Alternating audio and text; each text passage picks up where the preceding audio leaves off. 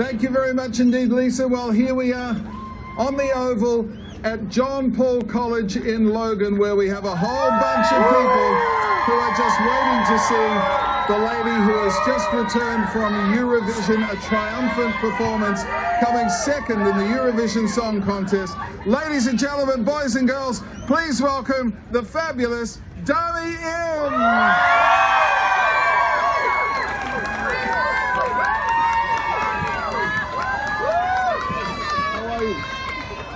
Welcome back to your school. Oh, thank you. Hey, everyone. How does this feel? Because it was a decade ago that you graduated from this magnificent school, and a lot's happened in that time. How does it feel to be back?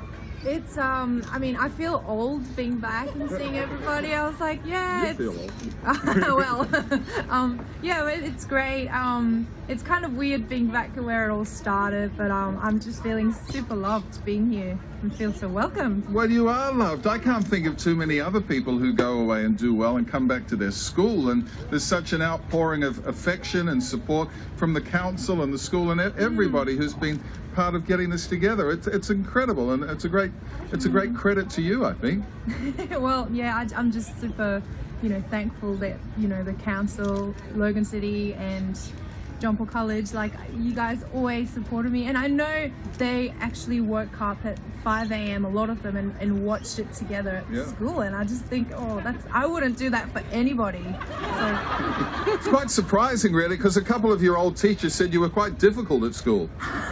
No, they didn't. No, they said what a lovely, humble student you were, and how talented you were, even from an early age. Oh, well, when I was at school, I think I was quite shy, but I was the one playing the piano. I didn't really do much singing because I just didn't have the courage, but I guess it school really nurtured me into doing what I love doing, which was music, and I have to admit I did wag some classes during because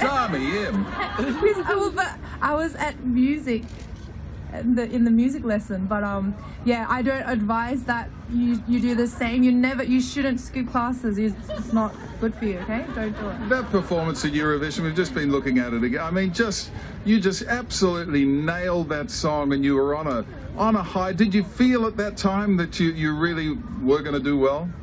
Oh, look, like when I was performing, I mean, I did two performances, a semi-final and the final, but in the semi, I was just thinking about the people, well, I guess you guys, waking up at 5 a.m. and watching me through the television screen, and that made me feel quite nervous, to be honest, because I wanted to do well and get in the final. But once I did get in the final, I just enjoyed it. It's a high song to sing. I mean, you really went for it. You left nothing in the tank, did you? Oh no, I just thought I'm gonna give it my everything, 150%, nothing left behind, and it was really challenging physically and mentally. Like, there was so much pressure and so much to do, but I really had no regrets because I just pushed everything out of me. Must have been so exciting. You had your hubby there, you had your management, your record company, and the votes kept coming in, and it was like, oh my goodness, she's going to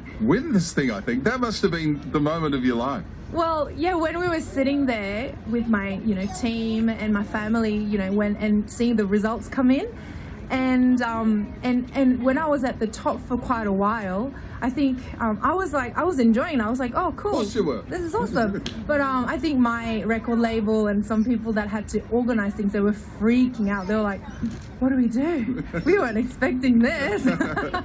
Well, it's wonderful, and we're so happy for you. And what would you like to say to these kids who are here? You are a role model today, and you're sailing uncharted waters because no one's ever done what you've done. You've got a big hit record in Europe, and you're a superstar now. What would you say to the kiddies here today who've come out to see you?